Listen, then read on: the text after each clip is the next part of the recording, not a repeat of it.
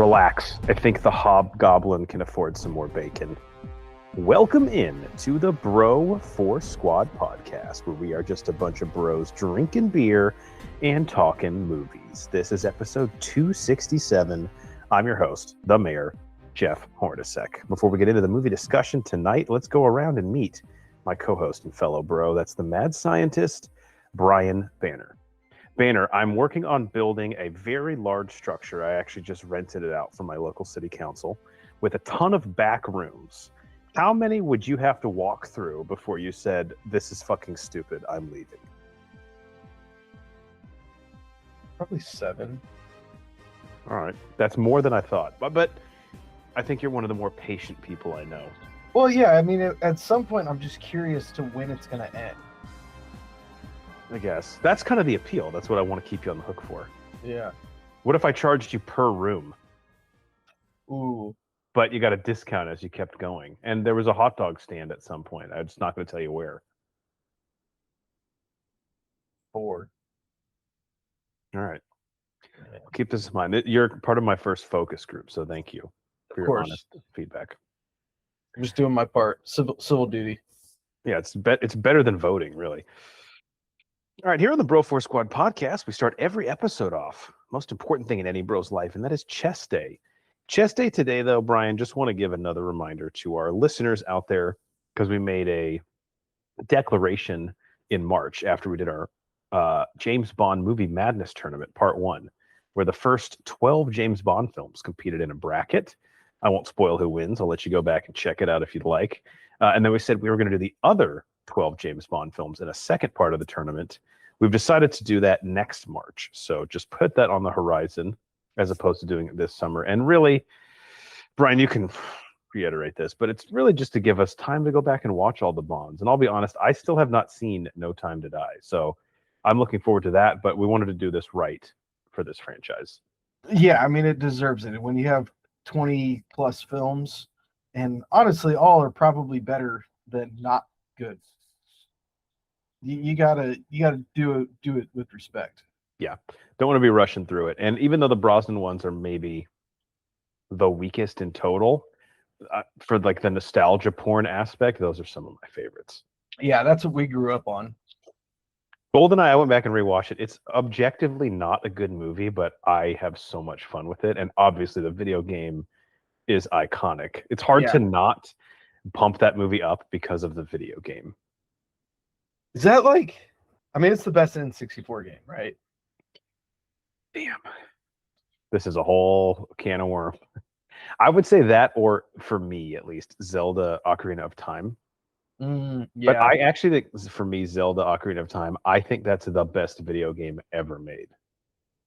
Oh, that's good for context. Yeah. So, like, nothing would beat that. It wouldn't matter, though. I don't think anything beats a co-op game better than like a 4v4. Oh, yeah. Of GoldenEye. Every first-person shooter after that owes GoldenEye. Everything. Yeah. All right, so just look forward to that next March, because we are. That moves us to the second part of our show.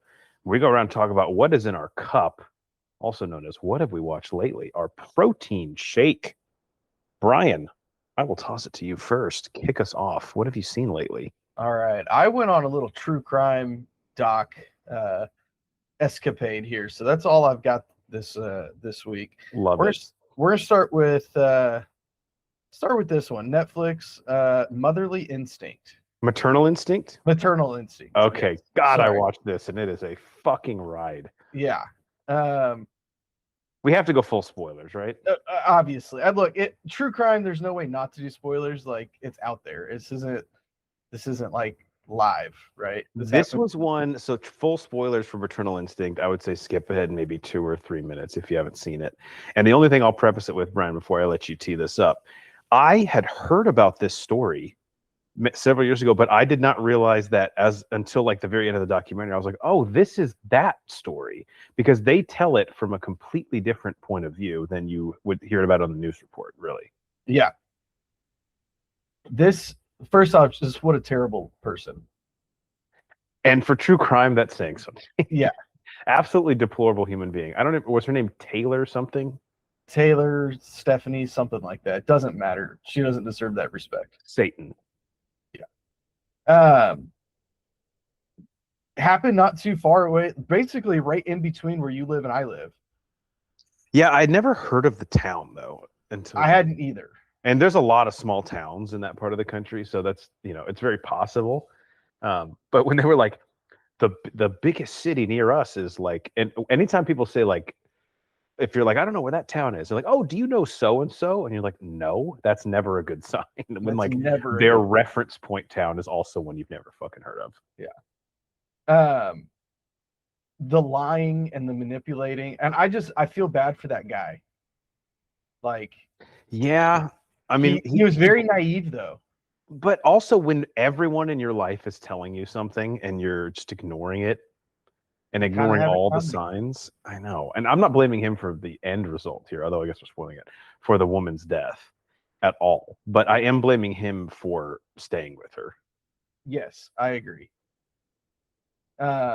Which obviously was like again, she's lying really for no reason. I mean, I know that she wants this guy to stay with her, but like her saying that she's pregnant when she's had a hysterectomy, like that seems like something that's going to be proven pretty easily. And also, like, what's your end game? Well, I guess we find out, unfortunately, but it's like there's no way this ends well. No, the fact that she researched how to do a C-section is just blows my mind as well. Yeah, and unfortunately, the internet has that stuff on there. Yeah, the lengths to which she like went to basically propagate this lie, like sending her husband the day that she was planning to do all this text from like a fake number to get him out of town. It's just like wild. And I'm not giving her credit for being a genius. I'm giving her credit for being a fucking psycho.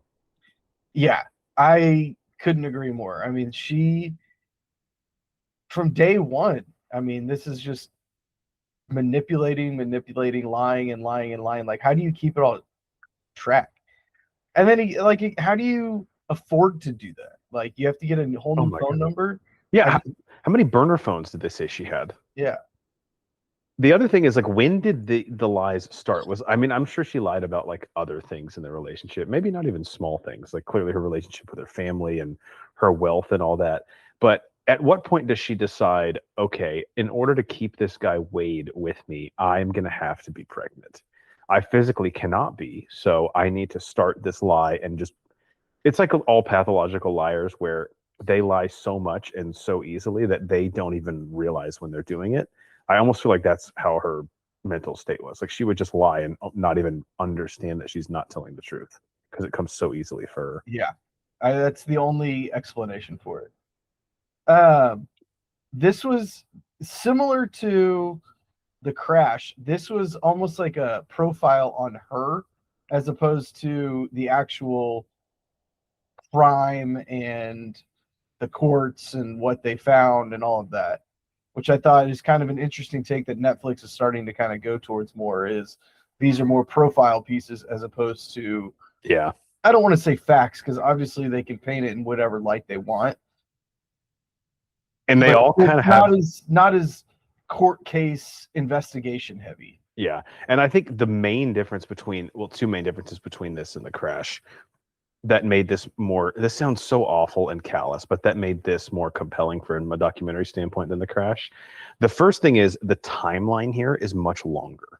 So, like you said, it's a profile. They can build that up over months and years and teach us about how psycho this person is with a lot of backstory and information.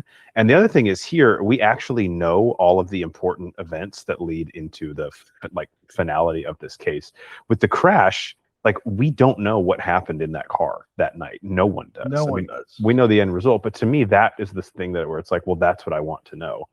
And there's at that point, it's like an episode of Unsolved Mysteries instead of a true crime documentary. Yeah, that's a great analogy. I will say Netflix does kind of have, it almost feels like AI makes these, because the second I started this, I was like, I know exactly how all these documentaries start. It's with dash cam footage, like a cold open dash cam footage from the police responding to the scene of whatever the crime was, with the date flashing up on the screen. Yep. They do that with all of these, and Every then single one. it's like so predictable, and then it plays back for you, and you're like, "Oh shit, what the fuck? That was so interesting. Put together the rest of the picture for me." Yeah. Let's go back. I will say though, this was like an hour 35 minutes, and this flew by. It really did. Yeah. Which sometimes if we said it once, we've said it 100 times. Like, we're so desensitized to these true crime documentaries now. That's saying something for it not just to be like, oh yeah, it's just another run of the mill true crime doc. Like, it actually held my attention. I was interested in what was going on. Yeah. I gave this a Oscar nom for best doc, if you are okay with that as Yeah. well. Yeah, I'm down. It's up against The Crash so far, so we'll see how that plays out. And I gave the Jailblazers one a nod too, till the field fills out. That one was just so much fun. It really was. Rasheed Wallace, in and of himself, maybe the best, probably all year, the best interview subject we'll get in a documentary. Yeah, maybe of a decade, man. You can't write. All right, what you got? I saw the movie Hoppers on I watched this as well. Yeah, so I gotta say, maybe I'm just really stupid or didn't pay attention to the marketing. This didn't bother me, but when I started it up and realized very quickly that it's called Hoppers, but it's not about bunnies, I was a little surprised. My daughter was disappointed because she loves bunnies, my 1-year-old daughter. But I was like, sorry, Hoppers is the term they use for when the scientists jump into or hop into the body of an animal. Basically the same thing. Brian, this movie really blew me away. I was not expecting much from it, and I was shocked at how much I loved it. I thought the story was pretty clever. It's not the funniest. Is it Disney Pixar or just Disney? I think this one was a Pixar. Okay. It's definitely not the funniest, but it's very clever. It has a really good message. And I think that whether you take it from like the environmental standpoint or even just Mel, the main character, like her, like the familial stuff that she deals with, it has that classic heart that all the Disney Pixar, the great ones, have at the core of it. And then a lot of really good and fun ancillary characters. And I thought it just looked really cool too. So I was really impressed with this, man. It was, I think, above average for a Disney Pixar movie. And I know you always talk about being desensitized. That fare has kind of washed over us so much in recent years that it's like, oh, okay, another one. And so this one really came out kind of unceremoniously. Did this even get a theatrical release? I think it did, but it was real short. Yeah. But I was really, really impressed with this. What did you think? Yeah, I really liked it too. Again, there's several different things you could get out of it. Whether it's like you said, the environmental stuff of it, the family stuff. Like there's different avenues. It was cute enough to where kids, some of that stuff's going to go over their heads, but they're still going to enjoy it and like it. It's kind of a fresh idea to have a scientist that puts themselves into an animal's brain and like that. Like that's a new idea. That's not something that we've necessarily seen or has been hashed out a million times. So that was refreshing as well. I loved this stuff where it was like the meeting of the like ecosystem and like how all the different groups were represented. And I just thought that stuff was both funny, accurate, and then also just like it just advanced the plot really well. Yeah, you had like the goose and the frog and the butterfly and their little city council meeting. The way that the shark was incorporated to me too was fucking hilarious. I was cracking up every single time the shark got involved somehow. My only downside to this is Dave Franco, who is the voice actor who did, slight spoiler for Hopper, skip ahead 30 seconds. He voices like the larva who ends up being the big. I thought he was really bad in it. Yeah, has he done much voice work? I don't think so. And I know he's supposed to be like over the top and crazy, but like his performance stood out from all the other ones. It's like, dude, this guy is really trying too hard. You gotta stay in your lane, man. Exactly. Like Bobby Moynihan, effortless as the main beaver. John Hamm, great as the mayor. Like just incredible. Like what's his face from the Detroiters?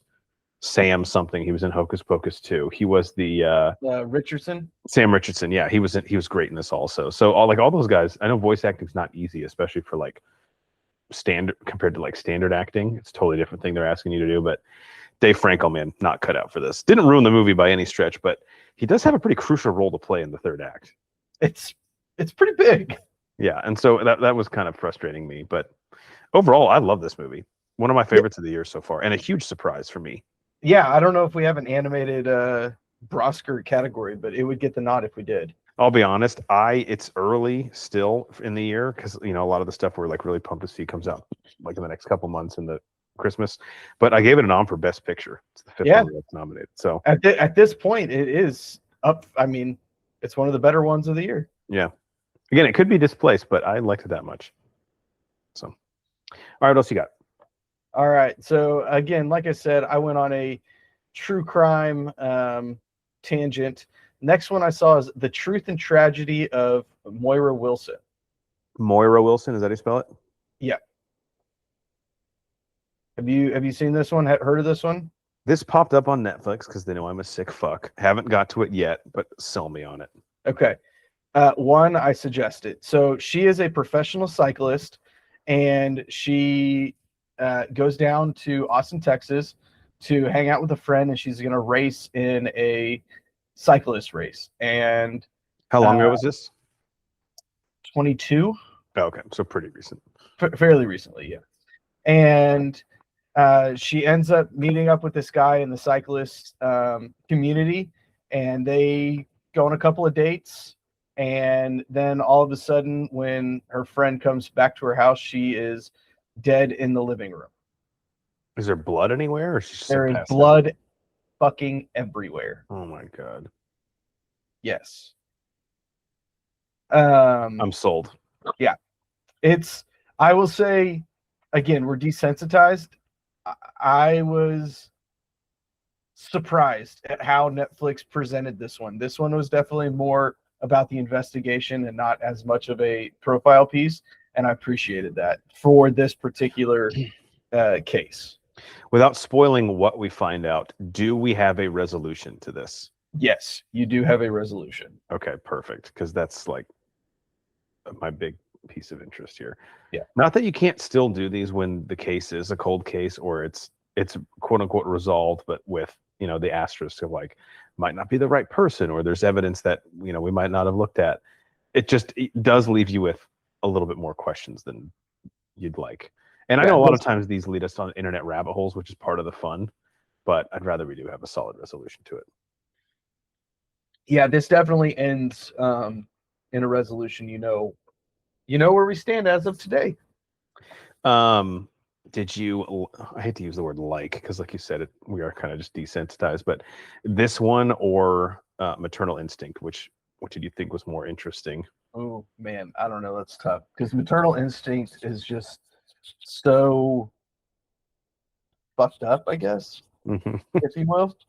And this one's a little bit more of a run-of-the-mill crime, if you will. It's kind of crazy, to your point about the profile piece element of it. Maternal Instinct, really, like if you look at the actual like runtime devoted to it, does not focus that much on the actual crime. Right, exactly. And this one, I would say it almost flips it. Yeah. And this focuses a lot more on the crime.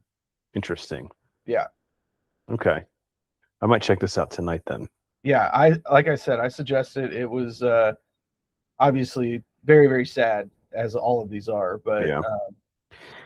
Is it a one-off or is it like a episode? Like one-off. Just okay. I think hour 32 maybe. Love it. Yeah. Super, super quick watch. Sold. Anything else on that one? Nope. I suggest it. We'll have to talk about it if you watch it. Definitely. Speaking of my intro, I saw in theaters yesterday Backrooms, the new A24 horror movie. I'm sure you've seen the advertisements for this, commercials for this. Of course. What were your thoughts on the marketing or kind of the concept of it? I honestly haven't seen a whole lot on it. Like I watched part of the trailer, But It's based on a series of like YouTube shorts that the director made, which by the way, the director, Kane Parsons, 20 years old. wow. Yeah. Like, think about what we were doing at age 20. And this guy directed a fucking movie with Chiwetel Ejiofor in it. Jeez. How do you even like get there by 20? I don't know. And Chiwetel Ejiofor, I saw some interviews that he did, and he was very honest. He was like, I'll be honest, man. When I first met with this guy, I was like, this guy is some 20-year-old. Like, what the hell does he know about making movies? Like, I don't know if I'm going to do this. But he was attached to the project because he had made the YouTube shorts and owned the IP. So like, he's like, well, if the movie gets made, I'm directing it. And they're like, dude, you've only directed YouTube videos. Like, what are you doing? But Chiwetel Ejiofor was like, after 2 meetings, I was like, whatever you want to do, bro, I'm in, because I'm bought into your vision. Wow. Having said that, man, this is one of those movies where it's like so high concept horror that by the end of it, I was just laughing at stuff I shouldn't be laughing at. And it's just like so, what's the word? I'm trying to be kind to it in some ways, but it's so metaphorical and like non-tangible. Like everything in it could mean something else, could be this, to the point where I'm just like, dude, this is fucking exhausting. Like, just something has to be taken at face value. Otherwise, I can't watch this. Everything's a red herring. Exactly. Or it's just like, this actually means this. Or we don't know what this means. It's open to interpretation. Like, I don't sit there for an hour, 45 minutes so I can make up my own ending. Yeah, I'm not a big fan of open to my own interpretation. So I know a lot of people are like loving this thing. This guy definitely has potential as a director. And the concept is cool for the first 2 acts, but when they quote unquote reveal what's going on, it completely loses me, and it just totally goes off the handle in the last 10 minutes. Performances are great, concept is interesting, but really, really lost me towards the end. Kind of fell on its face at the end. Yeah, like it gets, I texted Cycly while I was in there. I go, this movie is making me laugh, and I don't think it's intending to at all. We might get some flack. If you didn't know, could you be like, this actor doesn't, or this director doesn't have a whole lot of experience? You know, probably not, because it looked great. The like narrative made sense. The performances were really good. It's just, I have no fucking idea what like this concept is. And I think the director's like, exactly. Like, dude, that's not cool. That's just fucking annoying. Like, you're the guy at the party where it's like every person who talks to you is like, don't go talk to that guy, dude. He's so fucking ridiculous. We might get some flack for this, but I nominated it for worst movie of the year. Ooh. Right now it's sitting next to, unfortunately, Mortal Kombat 2. Yeah, that's tough. Yeah. I don't like doing it. But like, okay, I just saw Obsession, which Cycle and I were raving about. Obsession is an example of high concept horror done perfectly, where it doesn't talk down to the audience. It respects them enough to give them like ideas to think about, but it also actually has like an answer to its questions. Backrooms was just like the pretentious film student who like talks your ear off, and you're like, can you stop, please? I get it. You make movies. Right. Now, having said that, I'm very interested in this guy, Kane Parsons, his career as a director, because this was an interesting movie. And at that age, for him to just pull this off at all is fucking insane, I think. That's got to be the youngest director that's directed a feature film like ever, right? Gotta be. I mean, usually they're in like their what? Late 20s at the youngest. Oh yeah, I mean, directing is a craft that I feel like you got to cut your teeth for a long time before. Like, think about how much money studios throw at you. I don't know what A24 gave him, but at the worst, like a couple $1,000,000 to go. Distribute. And he got Chiwetel Ejiofor to act in this thing, which is crazy. Yeah, the guy's from 12 Years a Slave. So, and he's great in it, but the whole thing just did not work for me. All right, what else you got? All right, this one, I'm not sure how new this one is, but this is an Untold that I hadn't seen before, and it's Untold: The Shooting at Hawthorne Hill. Is it a sports movie? Yeah, it's about an equestrian community. Huh. Yeah. Yeah, I've not heard of this or the Untold, and usually, at least with the Untolds, I'm pretty well plugged in. This one is wild, I will say. So basically, you have this chick. She is fucking nuts, and she gets shot, and this and guy, killed? no. and the guy that shot her, like, they more or less he admitted to doing it, and I don't want to spoil anything, but Nothing happened. shit, it was something that I was not expecting to happen. I did not think that was how this was going to end. I suggested, again, if you like the Untolds, this will be right up your alley. It's in the equestrian is not equestrianism, equestrianness. Yeah, both of those. Yeah. Yeah, I am not familiar with. I don't know the I just know it's like kind of an elitist sport, like polo. Yes. Like there aren't like poverty-stricken areas that have equestrian teams. Yeah, and they talk about that. They're like, "Oh, we consider a cheap horse $50,000." Yeah, there you go. And that's the great value horse. Yes, and that just tells you kind of what kind of people you are dealing with in this situation. Also probably lends itself a little bit to this crime where it's like people that are that rich usually don't think that the rules apply to them. Definitely a little bit of that for sure. IMDb has one of the horses. Shut up. In the cast list? In the cast list, yes. Bet that horse was a diva on set. It was insane. Just couldn't work with it. May not get another job in Hollywood. No, blacklisted after its erratic behavior, late to call times all the time, probably doing coke in its trailer. I mean, but isn't everybody? That's true. That's actually one of the positives. It didn't share the coke was the problem. Yeah. All right, Untold, the shooting at Hawthorne Hill. Yep. I'm surprised Netflix hasn't just like suggested this to me because I've seen so many of the Untolds. Yeah, I didn't know. Like, I was shocked that they weren't shoving this down my throat prior to, because again, like I've watched. I thought I had watched all the Untolds, but obviously I hadn't. Yeah, the Untolds are kind of like they come out in like quote unquote seasons, right? Like 3 at a time every couple of years, something like that. So, do you think was this in the batch, for lack of a better term, with the Jailblazers doc? Probably, because it looks like this originally aired in April of 26. Oh, so really, yeah. So, I think the Jailblazers one just dropped. Yeah. Okay. Let's see what else I got here. I watched. Dude, I don't think I'd ever seen this movie before, and I have a poster in my man cave that is the AFI's top 100 films of all time. And it's like a scratch off poster where when you've seen the movie, you like scratch it off. So it gives you the title and you scratch them off.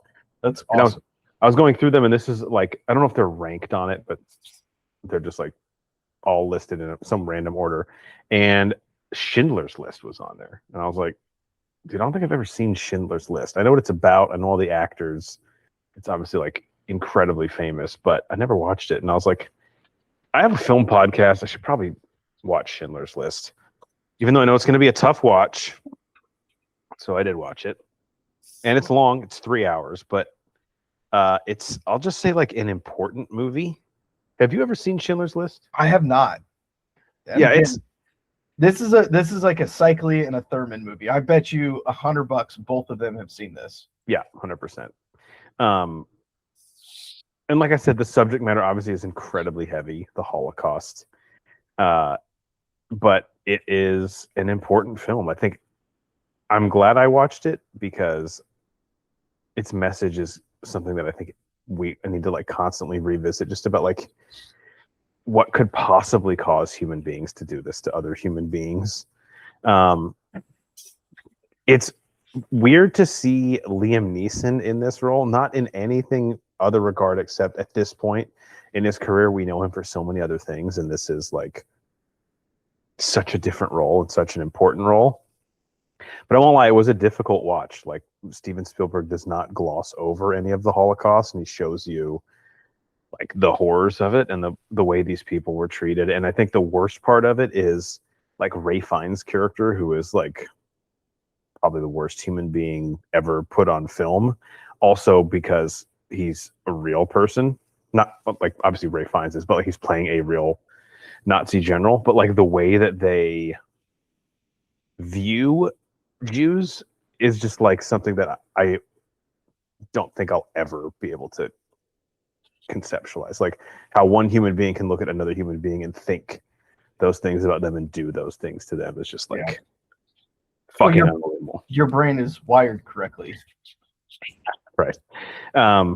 I also either forgot this or just didn't know, but Ben Kingsley is in this too. Oh, obviously I realized that. I love. He's probably like the second biggest role in this thing. So Schindler's List, I can't really say much more except that it affected me and it's a really important movie, but it is not something that like you can watch. But it's not going to be like a once a year watch for me, as good as it is, because it's fucking hard to get through, and it's supposed to be. I mean, it's not supposed to be like a laugh out loud type film. Yeah, I think that's why I have not watched it, is just because I know it's going to be hard to get through, and I don't gravitate towards movies like that. Again, like you said, I'm sure it's an important movie. It's one of the ones that, you know, you have to watch to appreciate other things, and not just in cinema, but in life. And just like you said, something that you need to revisit every once in a while to keep us sane and humanize us. Yeah. So Schindler's List. After I'll get into two things I watched after this real quickly in a second as palate cleansers, because it's the type of film where like it's going to affect you. So afterwards, you need to have something queued up that's kind of lighten the mood a little bit. But what else have you seen? What else is in your cup? That's all I got, man.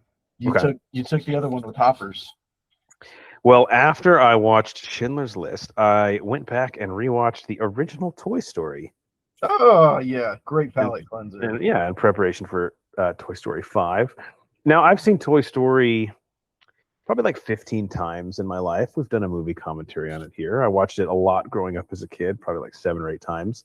And so I'm at the point with this film where now when I go back and rewatch it, it's really fun because I pick up on every little detail that I might have missed before. And also I do this thing, I like to do this with Infinity War, which is easier because it's an ensemble movie, but you can kind of go back and rewatch movies after you've seen them that often and try and view them just from like a specific character's point of view, you know? Sure. And this time I watched Toy Story kind of from Sid's perspective.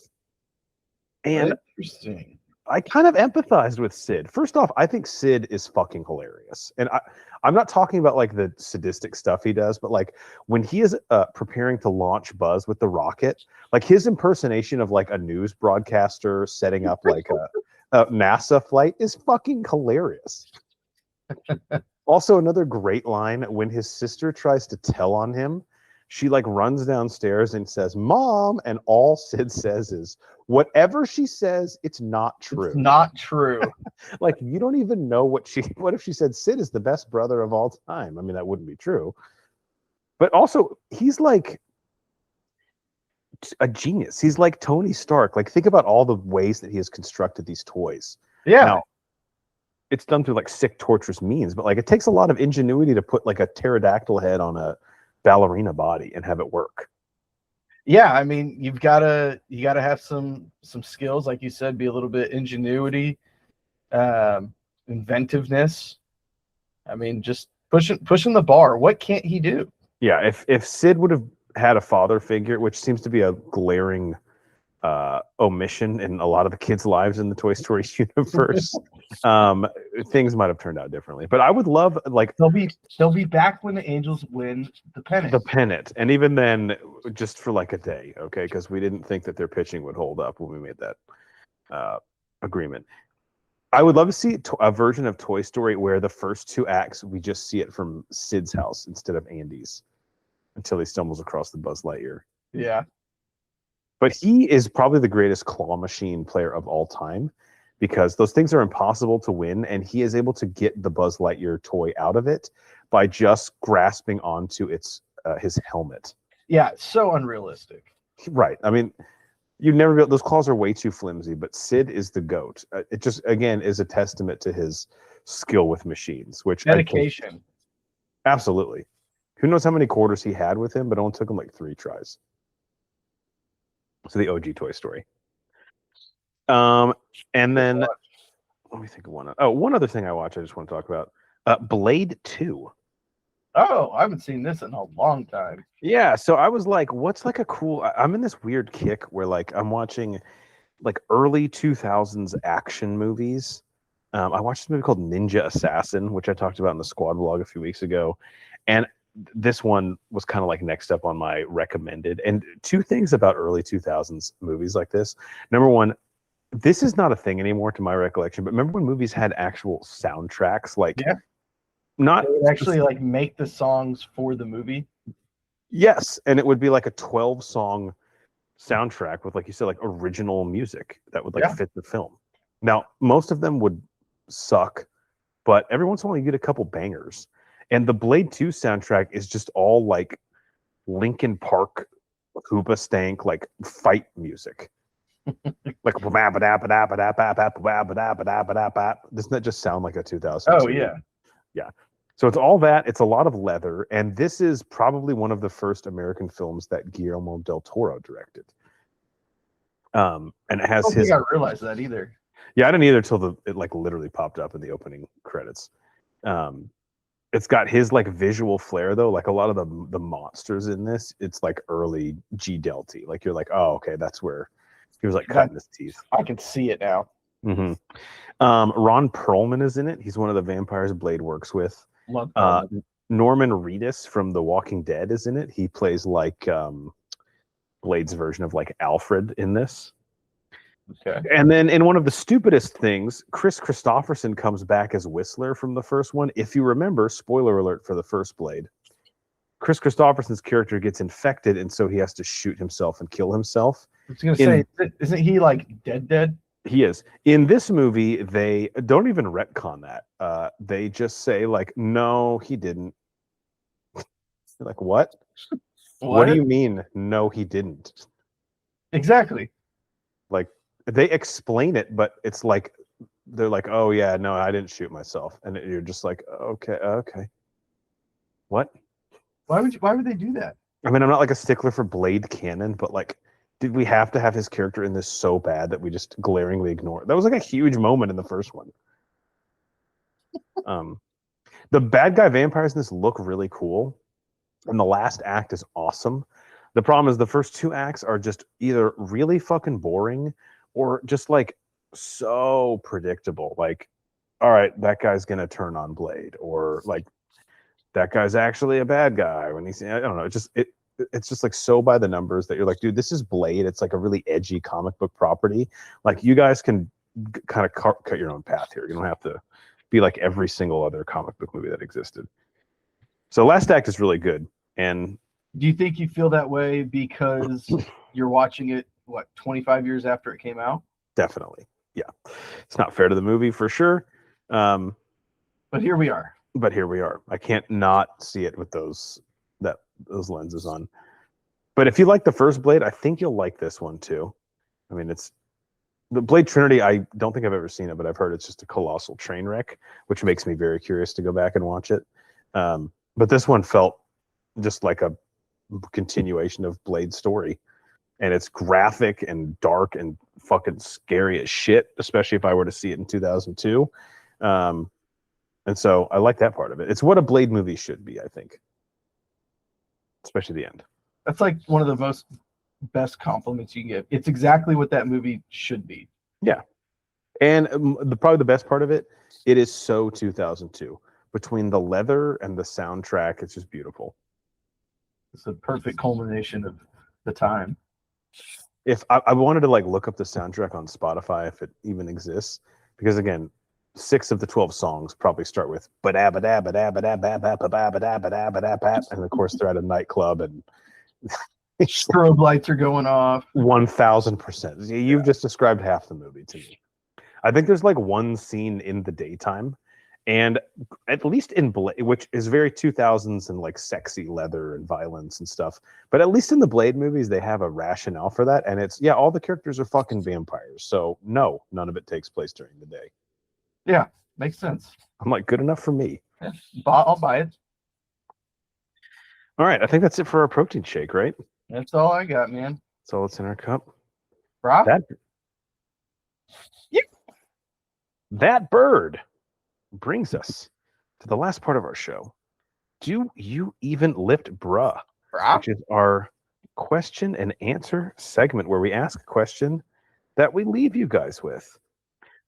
Typically, we have been doing our top 100 movies of all time countdown, but Brian, we're going to pause that a little bit today because I have a question that I wanted to pose before we leave the pod. Okay. I didn't talk about it in my protein shake today because I'm going to save it for a squad blog coming up. But I recently watched the straight to home video sequel to Aladdin, The Return of Jafar, recently. All right. You're probably the biggest Disney head on the pod here. So the question before we leave, Brian, and I did not want you to think about this beforehand. I know. I've been trying to figure it out all day. What is better, the Disney straight to video or home release sequels, or the Disney live action remakes? Ooh, holy Which shit, 6-7 years ago you would have been like, that's a stupid fucking question. But I think we're at the point now where it's not the craziest thing to ask.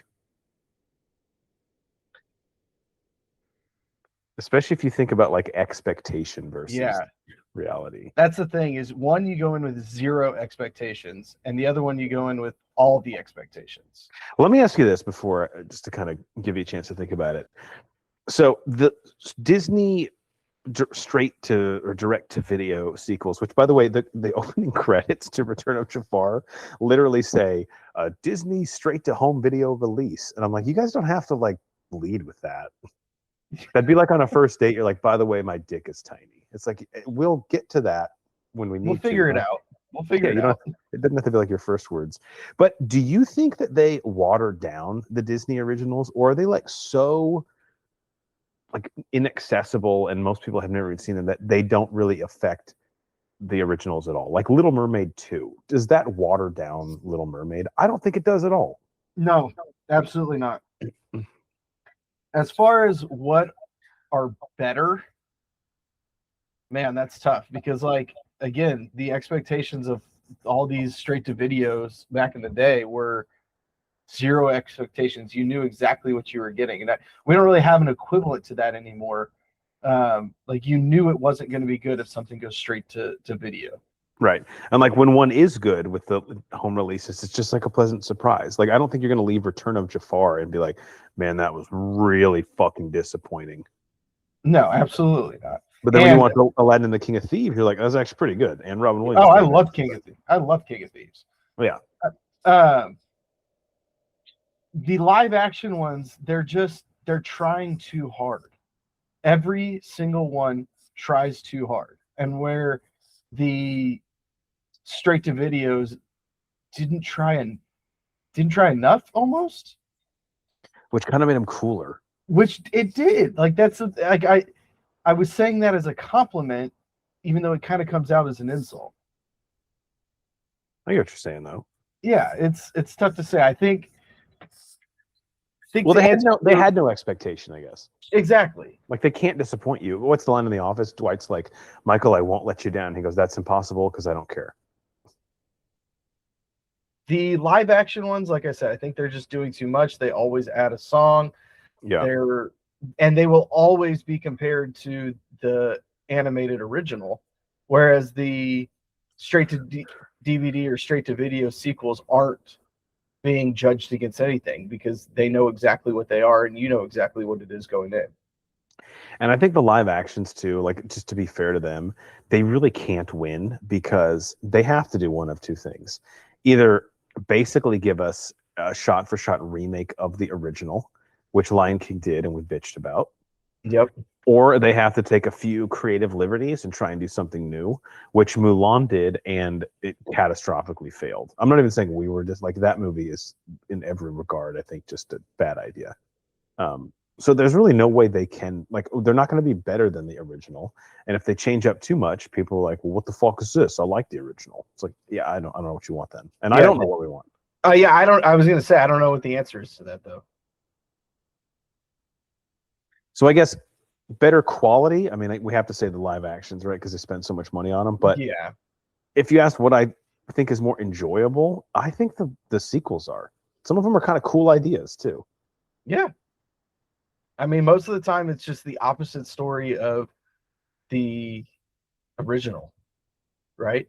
Yeah, I'm looking through this. There's a list on IMDb, and it looks like we have reports of about 20 of these. But some of them are solid. Like, you and I watched Kronk's New Groove. It's harmless. Love Kronk's New Groove, man. Yeah, did a movie It was commentary on it. I Lion think- King has a couple of sequels, and they're Yep, Lion they're King great. 1.5, Simba's Pride, obviously. There's a Hunchback of Notre Dame sequel. Tarzan and Jane has a sequel. There's 2 Beauty and the Beast sequels. An Extremely Goofy movie is solid. I mean, I love Extremely Goofy movie. yeah. I mean, these aren't like bangers, but like both the Aladdins are decent. Return of Jafar was fine, and I like King of Thieves a lot. So, I mean, I guess they get a lot more forgiveness, but also they're trying to do less. Yeah. I mean, again, Disney knew exactly what they were going to be when they said they're going to release it to video. And again, we don't have anything like that because like now it's going on streaming instead of out to the theaters, but like that's what Netflix does now. Right. And like they have some great fucking movies that just go straight to streaming. Even Hulu is doing that, which is a Disney property. Yeah, I almost think now, unless you're like a tent pole type release, like it just financially, people just aren't going to the theaters the way they used to. Because there's so many other ways to watch your movie. So it almost doesn't make sense to release theatrically.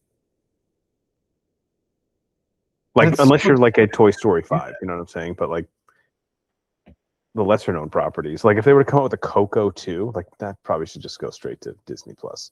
Oh, 100%. 100%. I think Moana 2 should have as well. But. Yeah. Yeah, that's a great one.